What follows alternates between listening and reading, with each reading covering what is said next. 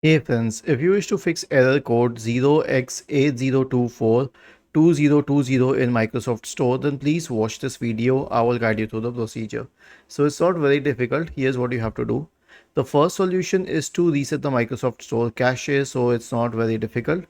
Press the Windows key and the R key together to open the run window. Type the command ws reset and hit enter.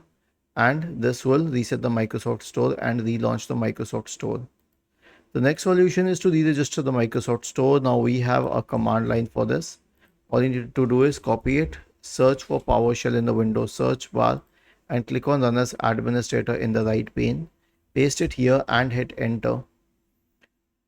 So this is what is going to solve this problem. Was this helpful? If yes, then please subscribe to the channel. If not, then let us know in the comment section of the video on how we could help you further. Thank you for watching this video and have a nice day.